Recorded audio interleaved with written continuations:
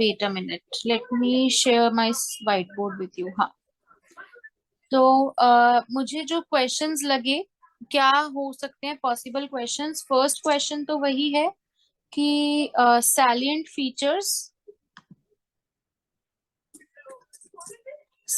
Features of Indian constitution. ठीक है, अब सबसे पहले जब हम कॉन्स्टिट्यूशन स्टार्ट करते हैं तो वी स्टडी अबाउट कि कॉन्स्टिट्यूशन है क्या। ठीक है, कॉन्स्टिट्यूशन का हिंदी में मीनिंग होता है संविधान, राइट। तो first thing that we have to know is, मैं तुम्हें बताती जाऊंगी, कॉपी पेन साथ में रखना और कीवर्ड्स में लिखते रहना। ठीक है, कॉपी पेन है ना तुम लोगों के पास? Yes ma'am. एकता, श्रितेश और Avinash. Yes ma'am. Yes ma'am. हाँ, नोट करते जी रहना मैम। क्योंकि तुम लोगों के एग्जाम्स हैं। And after end of every class मैं तुम्हें एक क्वेश्चन प्रैक्टिस क्वेश्चन की फॉर्म में भेज दूंगी। ठीक है, तो salient features of Indian constitution हमारा फर्स्ट टॉपिक है। अब salient features of Indian constitution में क्या है, सबसे पहले जो हमारा हमें पता है कि ब्रिटिशर्स का इंडिया पे रूल था। ठीक है, जो ब्रिटिशर्स थे वो उनका भारत पे रूल चल रहा था एंड हमें 1947 से फ्रीडम मिला, राइट। तो अब जब 1947 में देश आजाद होता है, सन 1947 में, तो आजादी का मतलब है कि हमारी अपनी सरकार भी आएगी, इंडिया की भी सरकार आएगी, है ना। तो अब इसमें क्या हुआ था कि जब इंडिया आजाद हुआ था तो एक कॉन्स्टिट्यूएंट असेंबली बनाई गई। ठीक है, इसको हम क्या कहेंगे, असेंबली को संवैधानिक सभा, राइट। क्या हुआ Lavanya? No ma'am, nothing. I was just telling the word which we told in Hindi. ठीक है, तुम्हारा भी हिंदी मीडियम है? नहीं मैम। ठीक है, ओके। तो संवैधानिक सभा जो है, एक कॉन्स्टिट्यूएंट असेंबली बनाई गई, ठीक है, जिसकी फर्स्ट मीटिंग, डेट याद रखना, फर्स्ट मीटिंग हुई थी 9 दिसंबर 1946 को। ठीक है, 9 दिसंबर 1946 को पहली बार नई दिल्ली में, न्यू दिल्ली में कॉन्स्टिट्यूएंट असेंबली जो है वो मिली थी and first time constituent assembly ने अपना काम करना शुरू किया था। तो हमारा कॉन्स्टिट्यूशन जब बन के रेडी हुआ 1949 में, तो उसको बनने में 2 साल 11 महीने और 18 दिन लगे, 2 years 11 months and 8 days, right, 18 days, sorry. तो 2 years 11 months and 18 days जो था, that was the total time which was taken, जो पूरा टाइम लगा था कॉन्स्टिट्यूएंट असेंबली को कॉन्स्टिट्यूशन बनाने में। अब जब लगभग 3 साल जब लग गए एक डॉक्यूमेंट के बनने में, तो ऑफ कोर्स वो डॉक्यूमेंट बहुत बड़ा होगा। अब सपोज अगर तुम आज कोई बुक लिखने बैठते हो और तुम उसे 10 दिन में कंप्लीट करते हो या 15 दिन में कंप्लीट करते हो, तो वो कितने पेजेस होंगे, 10 पेज, 12 पेज, 15 पेज होंगे। बट अगर कोई डॉक्यूमेंट बनने में, कोई बुक बनने में 2 साल 11 महीने का टाइम लग रहा है, लगभग 3 साल लग रहे हैं, तो सोचो वो कितना वास्ट होगा, राइट। तो इंडियन कॉन्स्टिट्यूशन भी कुछ उसी तरह बनाया गया था। जो हमारे कॉन्स्टिट्यूएंट असेंबली के लोग थे, ठीक है, जैसे you must be knowing, drafting committee जो थी, ड्राफ्ट जिन्होंने किया था संविधान को, कॉन्स्टिट्यूशन को, उनके चेयरमैन थे डॉक्टर भीमराव अंबेडकर, राइट। तो पूरा कॉन्स्टिट्यूशन जो है वो इस तरह से बनाया गया कि अभी जो प्रेजेंट टाइम है, यानी कि सन 1947 का टाइम है या सन 1950 का टाइम है, वो टाइम भी और आने वाला टाइम भी, आने वाले 100 साल 200 साल, लोगों की जरूरत को, लोगों के अधिकारों को ध्यान में रखते हुए कॉन्स्टिट्यूशन बनाया गया। ठीक है, अब इसमें कॉन्स्टिट्यूशन में बहुत सारी कमिटीज थी। ठीक है, वन वॉज, जो मेन कमिटी थी वो थी फंडामेंटल राइट्स कमेटी, दूसरी मूल अधिकार कमेटी, ठीक है, दूसरी कमेटी थी हमारी ड्राफ्टिंग कमेटी, जिसने ड्राफ्ट किया पूरा कॉन्स्टिट्यूशन, जिसके चेयरमैन डॉक्टर भीमराव अंबेडकर थे। तीसरी कमेटी हमारी थी ऑब्जेक्टिव रिजोल्यूशन। ठीक है, यही ऑब्जेक्टिव रिजोल्यूशन जो थे ये बाद में प्रिएम्बल बन गए। ठीक है, जो हम उद्देशिका पढ़ते हैं। तो ऑब्जेक्टिव रिजोल्यूशन कमेटी के चेयरमैन थे डॉक्टर जवाहरलाल नेहरू।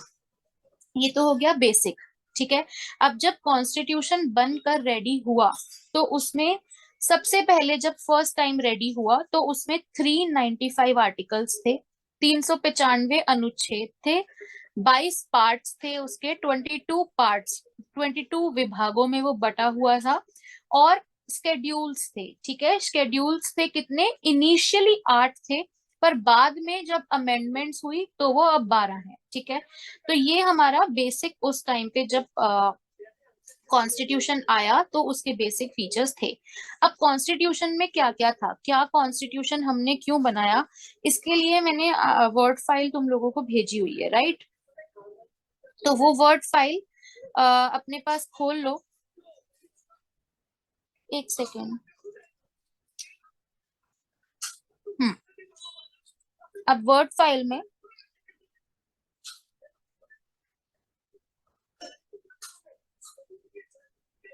या तो पहला फीचर उसमें लिखा हुआ है, लावण्या मैंने आपको भी भेजी हुई है वो फाइल, ठीक है। लेंथीएस्ट रिटन कॉन्स्टिट्यूशन, ठीक है, इंडिया का कॉन्स्टिट्यूशन पूरे वर्ल्ड में सबसे बड़ा कॉन्स्टिट्यूशन है। लेंथीएस्ट मतलब सबसे लेंदी, जो सबसे बड़ा है, सबसे ज्यादा जिसमें आर्टिकल्स हैं या सबसे ज्यादा कंटेंट है। ठीक है, सो फर्स्ट फीचर जो है हमारा है लेंथीएस्ट रिटन कॉन्स्टिट्यूशन, जो कि मैंने बता दिया 395 articles, 22 parts and 8 schedules initially थे, बाद में 12 हो गए। अब सेकंड इसका फीचर है that it has been drawn from various sources। अब जैसे हम कभी रिसर्च पेपर लिखते हैं तो ऐसा तो है नहीं कि हमें सब आता है, या हम कहीं आंसर लिखते हैं तो ऐसा तो नहीं है कि हमें सब आता है, हम उसे डिफरेंट डिफरेंट जगह से रेफर करते हैं, हम अलग अलग जगह से पढ़ के एक अपना आंसर बनाते हैं या एक अपना ड्राफ्ट बनाते हैं। तो उसी तरह जो इंडियन कॉन्स्टिट्यूशन था वो भी अलग अलग सोर्सेस से उसके लिए फीचर्स लिए गए। कहाँ से क्या फीचर्स लिए वो नीचे मैंने डायग्राम दे रखा है, ठीक है, तो you can use this diagram.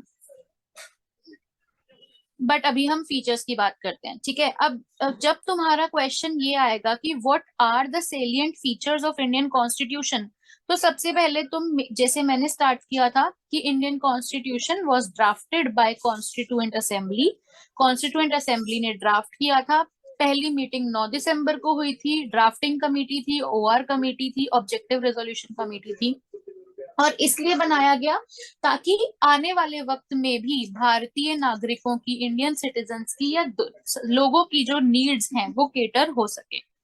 अब फीचर्स में जब हम आएंगे तो लेंथीएस्ट, अब लेंथीएस्ट क्यों है, क्योंकि 395 आर्टिकल्स हैं और 12 स्केड्यूल्स हैं, जो पहले 8 थे, और 22 पार्ट्स हैं।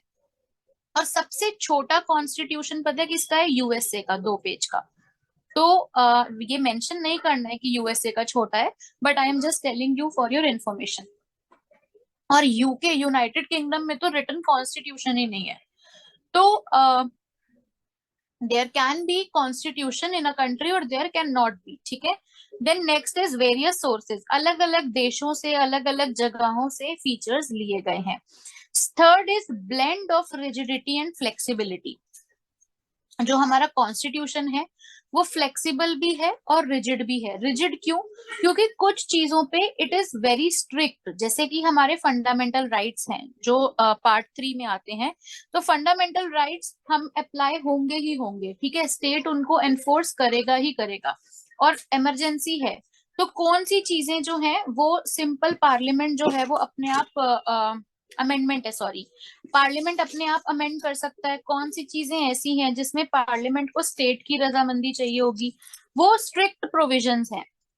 और फ्लेक्सिबिलिटी क्या है कि बहुत सारे ऑप्शंस हैं हमारे पास, ठीक है, एनैक्ट करने के चीजों को, बहुत सारे ऑप्शंस हैं रूल ऑफ लॉ को एप्लीकेबल करने के। तो हमारा कॉन्स्टिट्यूशन हम ये नहीं कह सकते कि बहुत रिजिड है या बहुत फ्लेक्सिबल है, it is a mix of rigidity and flexibility. Next feature है federal system and unitary bias, इसको हम डिटेल में टुवर्ड्स द एंड पढ़ेंगे। देन है हमारे पास पार्लियामेंट्री फॉर्म ऑफ गवर्नमेंट। अब जब आप यूएसए देखते हो, कब न्यूज में आ रहा होता है कि डोनाल्ड ट्रंप यूएसए के प्रेसिडेंट बन गए and Obama, Barack Obama president बन गए, और तो वहां पर मेन इलेक्शन जो है, मेन लड़ाई जो है वो प्रेसिडेंटशिप की है, ठीक है। तो यूएसए में जो सरकार है वो प्रेसिडेंशियल फॉर्म ऑफ गवर्नमेंट है, बट इंडिया में जो सरकार है या यूनाइटेड किंगडम में जो सरकार है वो पार्लियामेंट्री फॉर्म ऑफ गवर्नमेंट की है, ठीक है। पार्लियामेंट्री फॉर्म का मतलब कि हमारी सांसदीय सरकार है, जिसमें कि हम as a citizen of India हम अपने रिप्रेजेंटेटिव चुनते हैं। लोकसभा में हम मेंबर ऑफ पार्लियामेंट चुनते हैं, राज्यसभा तो खैर नॉमिनेटेड होती है, बट हम चुनकर अपने रिप्रेजेंटेटिव्स को सरकार बनाने के लिए आगे भेजते हैं, ठीक है। Then next is synthesis of parliamentary sovereignty and judicial supremacy. इसको हम जुडिशियल सुप्रीमेसी को सुप्रीमेसी ऑफ लॉ भी कहते हैं, ठीक है। हमारी कंट्री में कानून सर्वोपरि है, कानून से ऊपर कुछ भी नहीं है। जो लॉ मुझ पे अप्लाई होगा, जो लॉ अविनाश पे अप्लाई होगा, वही लॉ किसी भी स्टेट के सीएम या किसी भी प्रधानमंत्री पे, किसी भी गवर्नमेंट बॉडी पे, सब पे सेम लॉ अप्लाई होगा। तो this is a feature of our constitution. Then next is rule of law, कि हमारी कंट्री में जो चीज होगा वो लॉ के अनुसार होगा, नियम अनुसार होगा। Next is independent judiciary, integrated and independent judiciary, ठीक है। इसका मीनिंग क्या है कि जो जुडिशरी है हमारी वो स्वतंत्र है, ठीक है। उसको उसका उस पे किसी किसी का कंट्रोल नहीं है, कोई प्राइम मिनिस्टर, कोई पार्लियामेंट, कोई गवर्नर, कोई प्रेसिडेंट हमारी जुडिशरी को कंट्रोल नहीं कर सकता। तो जुडिशरी हमारी इंडिपेंडेंट है। अब इंडिपेंडेंट जुडिशरी क्या हो गई कि जो जजेस बनेंगे वो अपनी काबिलियत पे बनेंगे, उनमें किसी का कोई इन्फ्लुएंस नहीं होगा, ठीक है। वो डिसीजन देंगे, वो जनहित को देखते हुए डिसीजन देंगे। तो this is also a feature of Indian constitution. Next is fundamental rights, मूल अधिकार। जो हमारे बेसिक राइट्स हैं, राइट टू इक्वालिटी, समानता का अधिकार, धर्मनिरपेक्षता, right of religion, freedom of religion, ठीक है। उसको हम कहते हैं धर्म निरपेक्षता। ये जो इंग्लिश मीडियम वाले हैं उनके लिए द वर्ड इज सेक्युलरिज्म, ठीक है। हमारी पूरे कॉन्स्टिट्यूशन में सिर्फ एक जगह सेक्युलर वर्ड यूज्ड है, और वो जगह है प्रियम्बल। पूरे कॉन्स्टिट्यूशन में कहीं पे भी सेक्युलर वर्ड यूज्ड और नहीं है। Then we come up to secularism, क्या है? धर्मनिरपेक्षता, यानी कि हर सिटीजन को, हर इंडिविजुअल को जो इंडिया में रह रहा है उसे अपना धर्म चुनने की आजादी है। जैसे हम सुनते हैं कि XYZ is a Christian country, XYZ is an Islamic country. हम इंडिया के बारे में कभी भी नहीं बोल सकते कि इंडिया का कोई अपना धर्म है। Why? Because India is secular, India धर्म निरपेक्ष है, ठीक है। इंडिया किसी धर्म को फेवर नहीं करती, यहाँ सरकार का कोई धर्म नहीं है। उसके बाद सबसे इंपॉर्टेंट फीचर जो है वो है, one of the important feature I will say, universal adult franchise, सार्वभौमिक व्यस्क मताधिकार, ठीक है। हर 18 साल से बड़ा इंडिविजुअल जो है, मेजर एज जो ले रहा, अटेन कर रहा है, 18 ईयर्स से ऊपर का, उसको वोट देने का अधिकार है। कोई भी उससे वो अधिकार नहीं छीन सकता, ठीक है। And why this is important feature? क्योंकि यूनिवर्सल एडल्ट फ्रेंचाइजी से ही तो हम parliamentary form of government achieve कर सकते हैं। अगर हम डेमोक्रेसी ही नहीं होगी, अगर वोट देने का अधिकार ही नहीं होगा, डेमोक्रेसी ही नहीं होगी, इसमें आप एक और चीज ऐड कर सकते हो, डेमोक्रेसी, ठीक है। जस्ट ऐड हियर डेमोक्रेसी भी इंडियन कॉन्स्टिट्यूशन का एक इम्पॉर्टेंट फीचर है। उसके बाद इंडिपेंडेंट बॉडीज, यही कि हमारी जो बॉडीज हैं जैसे कि एग्जीक्यूटिव, लेजिस्लेशन और जुडिशरी, न्यायपालिका, विधायिका और कार्यपालिका, यानी कि एक जो लॉ बनाती है, एक जो लॉ एग्जीक्यूट करती है, और एक जो लॉ को प्रोटेक्ट करती है, ठीक है, वो आपस में इंडिपेंडेंट है। इसमें आप इंडिपेंडेंट बॉडीज के आगे लिख लो सेपरेशन ऑफ पावर, यानी कि पावर्स जो हैं एग्जीक्यूटिव की, विधायिका की, न्यायपालिका की और कार्यपालिका की, तीनों की पावर्स जो है वो सेपरेटेड है। हाँ, अब इसके बाद हमारे पास आता है इमरजेंसी प्रोविजंस।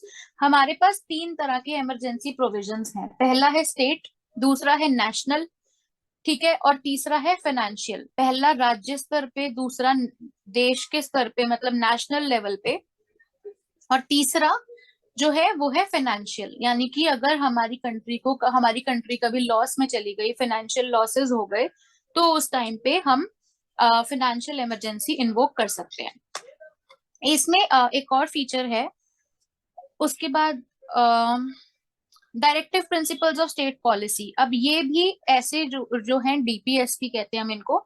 इसमें क्या है कि फंडामेंटल राइट्स तो एनफोर्सिएबल हैं। अगर मेरा फंडामेंटल राइट यानी कि मेरे साथ कोई पार्शियलिटी कर रहा है, इनइक्वालिटी कर रहा है, तो मैं सीधा कोर्ट जा सकती हूँ। बट डीपीएसपी ऐसे राइट्स हैं जो कि डायरेक्टिव है, मतलब कि अगर आपके पास स्टेट के पास फंड है तो स्टेट वो चीज कर सकता है, और अगर नहीं फंड है तो मे बी स्टेट ना करे, वो court of law court of law में एनफोर्स हमेशा हो ऐसा जरूरी नहीं होता। कुछ कुछ होते हैं, जैसे लीगल एड है वो होता है, बट सारे नहीं होते। देन फंडामेंटल ड्यूटीज, अगर हमें राइट्स मिले हैं तो हमें ड्यूटीज भी मिलेंगी। तो fundamental duty is also one of the salient feature. ठीक है। इसमें 3 टियर गवर्नमेंट और कोऑपरेटिव सोसाइटी इतना इंपॉर्टेंट नहीं है, सिंगल सिटीजनशिप में अभी बताऊंगी। और 3 टियर गवर्नमेंट क्या होता है, हमारी 3 टियर गवर्नमेंट है, जैसे कि हमारी एक पार्लियामेंट है, यानी कि जो संसद है, और एक हमारे पास स्टेट गवर्नमेंट होती है, यूनियन गवर्नमेंट, स्टेट गवर्नमेंट, और उसके अलावा म्यूनिसिपैलिटी और पंचायत। तो 3 टियर गवर्नमेंट सिस्टम भी हमारे पास है। उसके बाद सिंगल सिटीजनशिप सबसे इंपॉर्टेंट फीचर है। क्यों? क्योंकि इंडिया, जब आप आर्टिकल 1 पढ़ते हो कॉन्स्टिट्यूशन का, तो आर्टिकल 1 क्या बोलता है कि इंडिया, एक सेकेंड, आर्टिकल 1 अनुच्छेद 1 जो है वो बोलता है India is a union of states, Bharat राज्यों का समावेश है। ठीक है ना? तो यूनियन ऑफ स्टेट है, फेडरेशन ऑफ स्टेट नहीं लिखा है यहाँ पे, संघवाद की बात नहीं की गई है, फेडरलिज्म की बात नहीं की गई है। ठीक है। तो इसीलिए हमारी जो सिटीजनशिप है वो सिंगल सिटीजनशिप है। जब हम यूएसए की बात करते हैं तो यूएसए में क्या होता है, अविनाश को आई गेस याद होगा, जब मैंने उसे एंट्रेंस के टाइम कॉन्स्टिट्यूशन पढ़ाया था तो मैंने ये डायग्राम बनाया भी था। दिस इज यूएसए, और यूएसए में ये कंट्रीज हैं अलग अलग। ठीक है। तो एक यूएसए के सिटीजन को क्या करना होता है, उसे अपनी कंट्री की भी सिटीजनशिप लेनी है और यूएसए की भी सिटीजनशिप लेनी है। तो यहाँ पे क्या कॉन्सेप्ट आ गया, डुअल सिटीजनशिप। जबकि इंडिया में हमारी सिटीजनशिप क्या है, कोई ऐसे कहता है कि मैं अगर दिल्ली में रहती हूँ तो मैं ये थोड़ी कहूंगी कि मैं दिल्ली की भी सिटीजन हूँ और मैं इंडिया की भी हूँ। I will always say that I am an Indian. अब कोई अगर राजस्थान रहता है तो क्या वो ये कहेगा कि मैं राजस्थानी भी हूँ और मैं भारतीय भी हूँ? नो, वी ओनली से कि हम इंडियंस हैं, वी आर इंडियन। तो India is a single citizenship country. ठीक है। एंड यही फीचर है जिसमें हम ये देखेंगे कि सिंगल सिटीजनशिप की वजह से भी हम यूनिटरी बायस की तरफ शिफ्ट होते हैं। ठीक है। तो ये फर्स्ट टॉपिक क्लियर है।